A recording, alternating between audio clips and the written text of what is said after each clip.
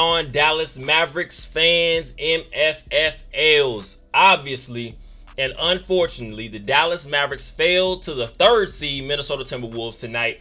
Final score, 105 Minnesota, 100 the Dallas Mavericks. Best way to describe this game, a game of missed opportunities. That's the best way to call it, I guess you could say. You had multiple guys in foul trouble. You're talking about especially the heavy lifters for the Minnesota Timberwolves. Anthony Edwards, foul trouble. You're talking about Rudy Gobert, foul trouble. Karl Anthony Towns, foul trouble. And I'm talking 4 or 5 fouls, 6 foul variation. We end up seeing Karl Anthony Towns end up fouling out of the game. Unfortunately, I believe less than 2 minutes left in the game. The Dallas Mavericks had plenty opportunities to take over. This was not a clean game by any stretch of the imagination by this team. And I'm going to say, there are some positives you can take out of that, but also a lot of negatives, because one thing you cannot give a team like the Minnesota Timberwolves, who do have some guys with some heart, who do have some guys that play hard, you do not want to continue to let this series go on and even further than you need to. You're looking at a guy, I believe, Anthony Edwards tonight, 29 points. This is one of those games where you're looking at a guy like Anthony Edwards. Obviously, coming into the game, he was going to be able to be aggressive because you're talking about this is a closeout game. Kyrie Irving coming into this game with a record. Obviously, to me, I was kind of laughing at it. We can kind of poke at it a little bit, saying it was a 14-0 closeout game record in his postseason history. His I guess you want to say his career history.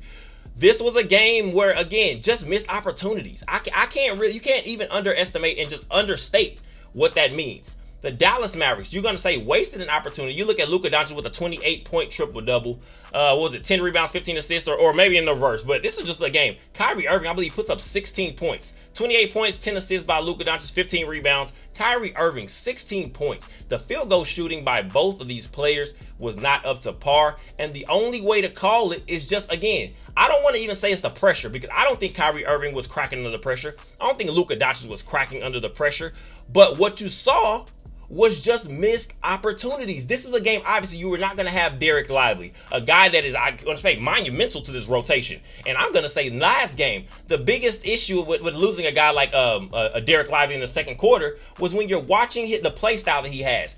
It's very contrast to what a guy like Daniel Gafford has. And I'll give Daniel Gafford a little bit of credit for playing with some fire. I believe 12 points, 8 rebounds, a big 3 blocks. He played his heart out as much as he could, but obviously when you're missing some of the aspects that are helping this team be successful, we're going to fall a little bit short, and you're going to need somebody else to step up. We did not get enough of that. You had certain stretches. You had guys like a Jaden Hardy. You had PJ Washington here and there, Derrick Jones Jr. here and there, but nobody was consistent. The shot was not consistent tonight for anyone.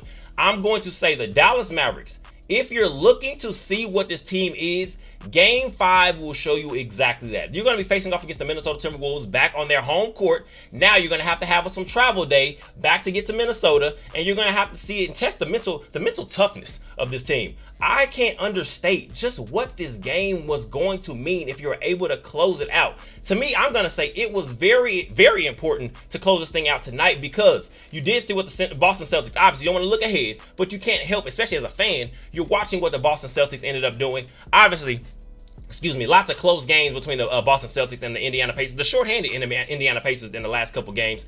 But the Boston Celtics took off a 4-0 sweep. So the Dallas Mavericks, you're going to have to come in here and say, we're going to have to finish this thing out, because we're obviously having some guys that are still on the mid. Obviously, a guy like Maxi Kleber, who came back tonight, he had a little bit of an impact on the game, but obviously it wasn't the Maxi Kleber that we saw in the Clippers series, because again, some of that rust, you're getting back out there for the first time. You're going to be asked to play against a physical team like the Minnesota Timberwolves, who do have some big men, a Karl Anthony Towns, a Rudy Gobert, that can force some issues. This was just a game. I don't want to even make it seem like we should be completely down on the team or anything like that, but it's very disappointing to not handle business and take care of business. It comes down to a last second, I guess you want to say, Luka Doncic with a 3-point shot ends up being a 4-point play, a foul on Anthony Edwards late, but ended up missing the free throw. But I'm going to say this game wasn't lost there. It was 103-100 at that point in the game. This was just a situation where you're going to have to see what this team is going forward. I'm not going to harp on this game. I hope you guys do not. Obviously, this is going to be a situation where the next couple days, you obviously know national media, they're going to harp on it. They're going to talk about who didn't do what, who did what. Anthony Edwards stepping up majorly tonight for his team. But the Dallas Mavericks, if they have to do anything, it's look in the mirror and say, We cannot continue to waste opportunities when they bring themselves forward, because one thing you cannot do is allow a team like the Boston Celtics, who do have some depth, that I really feel is going to play a big major part in a potential matchup in the NBA Finals.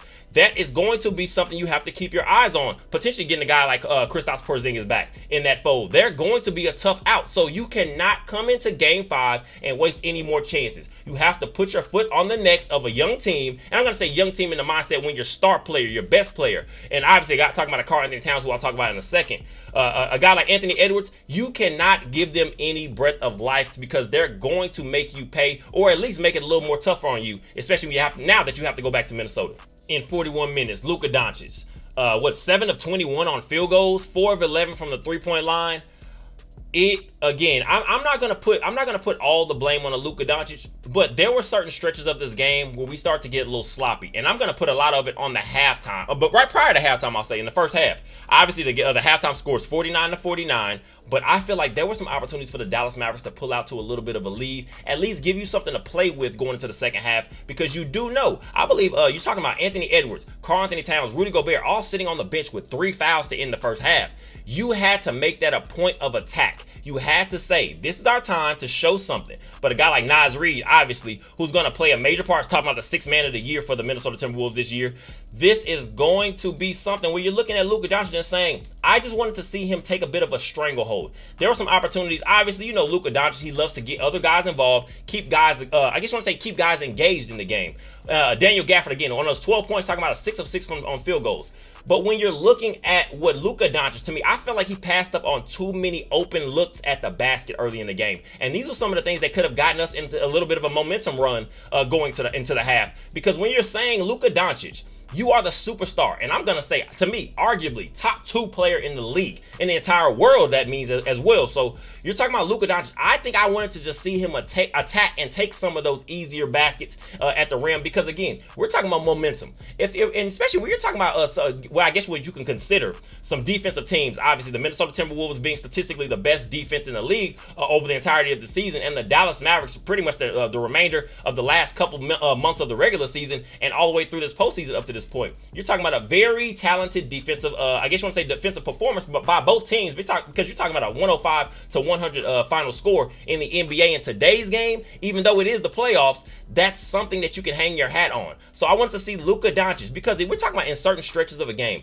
if you're able to put up a couple points, 8 points in a certain run, again, just taking some of these easy looks that he had and I feel he passed up on, the Dallas Mavericks could have gone into this thing, especially going into the third quarter, in some of these situations and saying, we have a little bit to play with, like I said, because obviously you were not getting a consistent shot from a guy like Kyrie Irving tonight, who played 42 minutes, ends up with 16 points. Kyrie Irving did not have a great game by any stretch of the imagination, and this is one of those games where you're kind of disappointed. I'm not going to say disappointed in Kyrie Irving, because, again, this is easy as a fan right now to be very down on some of these guys, because you're looking at a wasted opportunity. You don't want to give a team like the Minnesota Timberwolves any more life, like I said, going back to Minnesota for a Game 5. But Kyrie Irving, he's brought so much to this team from the leadership aspect. And you saw certain points of this game, just keeping guys involved in the mix, like a Maxi Kleber, obviously, who has not been in the mix of and feeling the physicality of this series up to this point. And again, you saw some of these plays where you're trying to keep guys engaged. I'll give Kyrie Irving lots of credit for the leadership, but Kyrie Irving has got to be better. I don't care. This is about the point where we're talking about no excuses can be made for anybody. I don't want to see Kyrie Irving making any excuses. I don't want to see Luka Doncic making any excuses. And I doubt they will. We know in the post game, you're probably going to hear Jason Kidd saying we have to get back on it. Luka Doncic, Kyrie Irving, the rest of the gang is going to say we have to get back on it. But again, wasted opportunities. That is the motto for tonight. Game 4, a final score of Minnesota 105, Dallas Mavericks 100. Wasted chances, wasted opportunities. You did get some splash plays from a guy like Jaden Hardy. I believe 13 points off the bench in a short amount of time. You saw the playmaking ability that he was able to bring. And these are some of those things I guess I'll say that Jaden Hardy is going to be a major key to this team going forward. And not even just this season, but as I've said multiple times at this point, going into next season, Jaden Hardy is a guy, it was maybe one of those bright spots that you did see from a guy like that tonight. But This is just disappointing. It's something that you don't want to hang. You don't want to. I guess you want to say continue to harp on, especially as a player, because you can't go into Game 5 still thinking about what we did not get done at home. At the end of the day, it's still 3-1. The Dallas Mavericks did handle the business that they needed to at home for the most part, but obviously, again, tonight was just completely disappointing. And then you look on the flip side, you see a Rudy Gobert. Obviously, he's one of their defensive players. You're talking about 13 points, 10 rebounds. You're talking about Karl Anthony Towns, 25 points. 5 rebounds, 6 fouls, ends up fouling out, but unfortunately, it was after he had gone on what I believe was an 8-point stretch or something like this late in the fourth quarter, hitting threes from behind the arc. The corner threes the Dallas Mavericks seem to continue to give up multiple times tonight. And that's probably, to me, I'm going to say one of the biggest issues. The Dallas Mavericks, you had foul trouble on some of the biggest players for their team, and you did not capitalize. Anthony Edwards, I believe, played 40 minutes, a 29 almost triple, 29 point almost triple double, 29 points, I believe, 9 assists. 10 rebounds, foul trouble. And I'm saying, if you look at the box score, I think the thing that kind of makes me more irritated when you're just checking the box score. And again, if you watch the game, you can see the ebbs and flows of a game, obviously. But you're looking at a Karl Anthony Towns with 6 fouls, like I said, fouls out with about a minute and a half left in the game.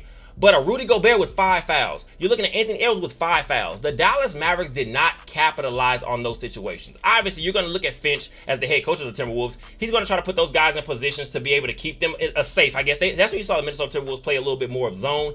And we did not knock down enough of these shots that I expected a guy like PJ Washington, who I believe ended up with 10 points in this game. Derrick Jones Jr. had 9 points, which obviously early in the game, Derrick Jones Jr. knocked down a couple threes, and they were big momentum swings.